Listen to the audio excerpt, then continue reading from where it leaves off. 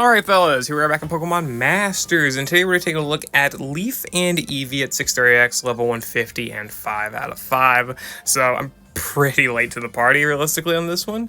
I forget when Leaf got her grid expansion for Pokemon Masters Day, but it was quite a few months ago. I could probably figure it out if I wanted to, but either way, whatever. So we're going to be taking a look at her today, and I think she's aged pretty well for being a Spotlight support character. She's still good, honestly. I mean, she's not as relevant as she was, obviously due to just general aging ability, and of course because of the Battle Viola no longer being a real game mode, but she's still really good, for sure. She's got some of the best Gauntlet solo potential, as we'll see later in the video, where I do a solo against Registeel. Probably one of the most, probably not... I'd say Registeel's pretty annoying. Probably one of the most annoying legendary arenas, especially like compared to, you know, Bulu, Latios, and some other ones, but I mean, she's got a lot of solo capability, which we'll go into a little bit later.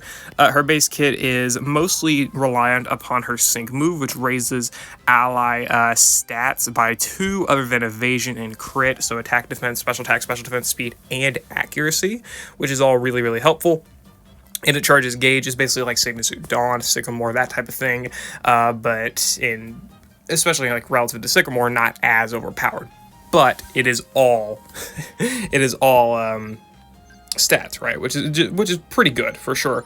And then once we go into her grid, we do see that she got Critical Squad 1 on her Trainer move, all ramped up, Berserk Bunch, and debut damage reduction. Debut damage reduction is not that crazy. Critical Squad is pretty good. This does enable her solos a bit more, I would say, because of her ability to now crit, which is helpful. Other than that, her base kit was already pretty good with all the potion stuff here with the Master Healers and NPRs, as well as Adrenaline 1 for sync countdown, Recuperation for healing, very consistent healing, very, very useful again in Legendary Gauntlet solos, and pretty helpful just in general.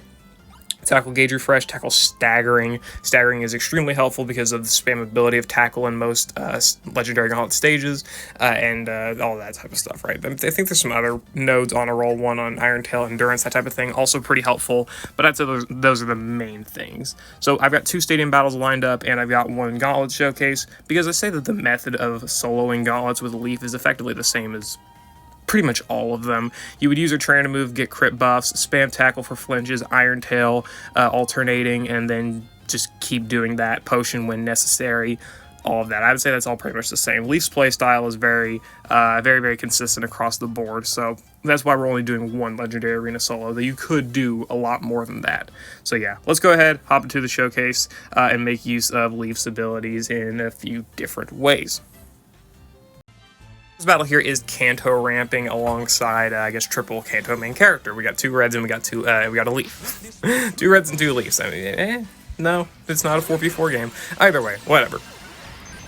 I do want to say that this video, obviously, sponsored by Precious Leaf. Oh my god, can't believe that happened. Anyway, going back to the leaf bit here, this is a pretty decent setup. It's not that Leaf is the best support or best character to bring for Kanto ramping, but it is something that she is capable of doing, just being a solid enough tank, I would say. She's able to charge gauge, she's able to keep herself healthy, she's able to keep allies healthy, debuff defenses with Iron Tail if it would proc, you know, that type of thing. Using her sync move is pretty helpful as well for that sync countdown, as well as the Omni stat raises for mostly defensive purposes and gauge purposes. The offenses don't matter too much here because Red can max his anyway. And again, ramping potential is helpful because she does have Adrenaline 1 on her sync move. Red had the max countdown and whatnot, right? You could obviously make a lot of abuse of the sync countdown that way. And then again, sync countdown with Red and Snorlax here was also very, very strong for sure. So you can definitely make good use of Leaf's abilities to be helpful on sync ramping teams, or Kanto ramping specifically due to being able to activate master passives like Neo Champion Leaf, Neo Champion Red, Thunderbolt Red. You could do a double support thing with Neo Champion Blue. There's Ash, right? You can obviously partner up with a bunch of Kanto characters and get that Kanto ramped in, right? So that is something you can do. Is it the best strategy? Probably not, but it is a strategy that is definitely strong, viable, and works out relatively effectively. Obviously, being double protagonist, you would say you probably want to try and run Leaf and Red together. If you wanted to, of course, that's just more of a synergy thing, and they synergize relatively well. Best synergy? No. Is it decent synergy? Yes. Also because Red is extremely versatile, but that's neither here nor there. So, there it is. That's the sync ramping, quote-unquote sync ramping, mostly making abuse of Red's max countdown and Leaf's Adrenaline 1, and I guess a quad Q as well, but mostly just Kanto ramping, having the triple Kanto master passives, as well as having just the little bit of sync ribbing that we did, so it works out.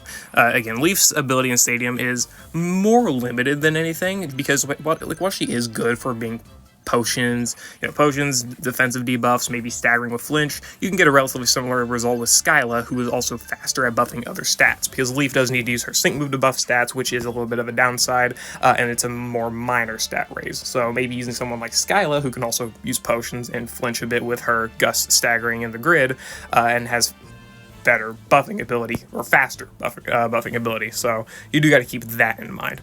But that ability is good for buffing Rising Tide in good form, as we will see in the next bit. So now this is where Leaf's utility in the Stadium, I would say, in quotes, shines. Also realize that I'm changing between Leaf's EX outfit, or EX colors, and non-EX colors, just because I like her regular colors more, but I figured people, maybe you just want to see Leaf in the EX colors, so I figured I'd go ahead and do a video, or a bit or two, with them in it. Either way. This is where Leaf in Stadium probably is able to make most use of her sync move effect of raising all stats besides evasion and crit by 2, right? She's also again able to buff crit on the trainer move, which is helpful for buffing Ingo's crit, so he can do some decent enough damage on the quick attacks. Keep in mind that Seabolt here is Sentry entry times 2, meaning all physical damage is going to be cut in half. But I want to say that despite that, Leaf's ability to buff Rising Tide for Emmett is relatively helpful. And also, keeping the team bulky, and again, buffing crit, which is less helpful to Emmett and more helpful to Ingo, because he does not have any method of buffing crit by himself. It's not crazy damage, obviously. I mean, 4% health is not that great, but I mean, the damage can build up. And at the end, spoiler alert, we end up actually KOing them with Ingo, which is a little funny. But yeah, just keep in mind that the Leaf being a decent enough tank here, buffing all ally stats is good for activating Rising Tide, because Rising Tide needs a total of 18 stat buff to be maximized, so being able to maximize that for Emmett's sync move is helpful. It's more impactful for units like Anniversary Steven, who have good form, but I figure that showcasing Rising Tide is fine as well, because I do want to mention that Rising Tide is an infinite buffing thing. Also, for another good character to mention, Jacques' stored power, or any stored power character, is another good benefitter as well. So if you have Jacques, using Leaf's sync move, getting all those stats in, and then using Jacques' buddy move is actually pretty effective of an idea, because with Leaf alone, you're already getting plus 12 stats just off of her sync move, right? So that is a very strong buff for Jacques as well. But again, showcasing Rising Tide works here as well. So again, characters with stored power, Rising Tide, good form, those type of abilities do benefit a lot from having Leaf's Omni buffing ability. But again, do keep in mind that Leaf's buffing ability is pretty limited to her sync move. The Great Expansion does help in buffing crit and attack and special attack early on, but it's still mostly limited to being to the sync move. So you got to be wary about that at the very least. And here we are for the Gauntlet solo with Leaf versus Registeel. So this is what takes up most of the time. It takes like 4 to 5 minutes to solo this arena, just because of Leaf's damage output like early on is not that fantastic, so that's mostly why. Her defensive ability is fine, but her offensive ability, it struggles until later on in the fight, where she has sync buffs ramped up, right? So keep that in mind. Leaf is a great character for soloing the Legendary Gauntlet, especially relative to how obtainable she is, being a general pull unit that is also older, right? She has 10 total solos available to her, being Azelf, Cresselia, Entei, Latios, Raikou, Regirock, Registeel, Tapu Bulu, and Uxie. Only ones she cannot solo are Tornadus, Terrakion, Moltres, and Cobalion. Cobalion, that makes sense. Either way, so that 10 solos is very good. Again, relative to her obtainability, that puts her at about 32nd, 33rd in number of solos that she can do relative to the other characters in the game. There are quite a few other characters with 10 solos, but a lot of them are limited, such as Neo Champion Calum, Adaman, Dojo Gloria, Cygnus Cyrus, and etc. But she also does tie with Clement, who is also of a very similar obtainability method, pretty much. So Leaf is good for this solo, specifically because of her amazing survivability. She can spam her sync move, well, not spam, right, every 9 turns, but she can spam Tackle, which has its flinch ability, which is amazing for so many different gauntlets, right? She can use Iron Tail for debuffing defense, which allows obviously extra damage. You can run Mind Games too very effectively as a lucky skill, which enables you to be able to debuff, and specifically in Registeel's case. It's not helpful against most other legendary arenas, but in Registeel's case it is because of his gimmick of having both defenses buffed and reducing damage. But that's fine, right? We can use Iron Tail to debuff defense. We can use any of Tackle or Iron Tail to debuff special defense, and it works out very effectively. Only thing that this solo requires is some luck on healing, and that's pretty much it. Because Leaf's Sing move also does, of course, buff her stats, which, as we know, right, her Trainer move is able to buff crit because of the trainer move critical squad, and then she's able to again maximize her attack, defense, special defense, speed, special attack, and accuracy. Accuracy being very good for Iron Tail, of course, in order to get better solos. The big thing is obviously having potions as well, which enables her to get healing in a pinch. But also do consider on her sync move, we are able to get recuperation, which is a 20% heal effectively for free, which is extremely useful for adding extra survivability to her. If she had like healthy healing or something, which I figure is probably meh, I wouldn't say healthy. I don't know. Is healthy healing viable?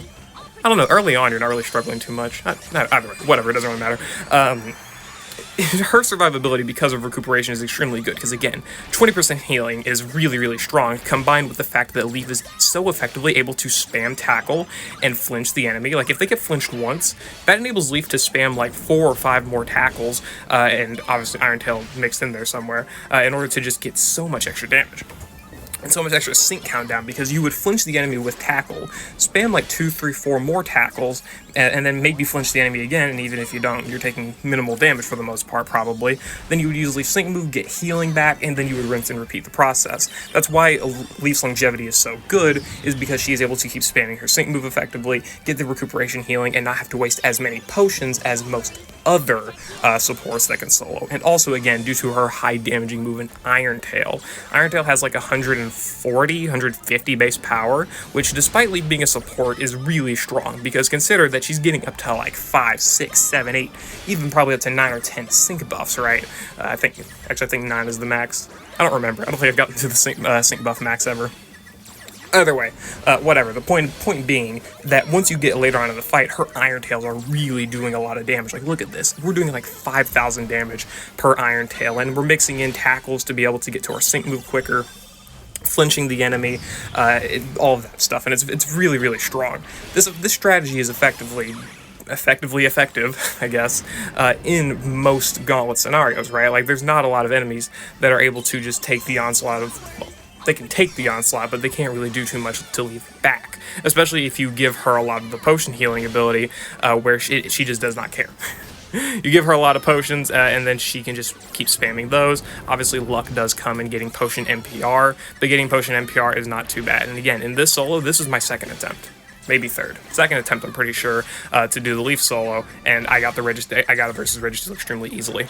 And again, this is pretty much applicable to most other Legendary Arenas I said she could solo. If you want to go look at those strategies, the Legendary Arena doc is available to the public. So go look that up, go look at what Leaf can solo, and then go look at how those battles work. It's probably going to be relatively similar to what it is versus Registeel, I would say, just because Leaf doesn't have too many different strategies to her. It's mostly just spam tackle, do damage with Iron Tail, maybe debuff defense, and then just keep healing with recuperation and potions. I would say that strategy is probably effective throughout most different fights. Obviously, some luck is required for like potion NPR and that stuff, but really, it doesn't matter that much. And we also did not get flinched, thankfully. Finish him off with a tackle, we're good, right? We had 8 sync buffs. Those tackles were starting to do about 2,000 damage apiece, which is really, really strong and really, really effective. So, Leaf's solo capability is good. Was the battle a little bit long? Sure, it was like 4.5 to 5 minutes, but still, it's not bad for a very consistent solo clear. At the very least, against those of like Latios, Tapu Bulu, Registeel here, especially as shown, right? Leaf is extremely effective at just doing the solo. She does not really struggle at all, so it works. And there's a little Leaf spin, why not, for people who enjoy that. And I'll go ahead and end the video there, guys. I hope you all enjoyed. That was pretty much the best showcasing of Leaf. I would say that her biggest usability now, outside of the Battle Violet being effectively dead, is mostly being used in the Gauntlet. Her solos are really, really useful, especially after her grid expansion, giving her critical squad. That was a pretty big jump in her damage that she probably did appreciate quite a bit. And also, again, for duos, at the very least, she's going to be a great support for that. She's got great defensive buffing ability, great healing ability, the staggering, the gauge refresh on tackle, that stuff, all of which are very, very helpful for making sure she is a good Gauntlet solo and duo partner, 100%. So That's all I gotta say. I hope you all enjoyed. Let me know what you think about Leaf and Eevee down in the comments below, whether it be before or after their power boost, grid expansion, all that stuff. And yeah, I'll see you all later.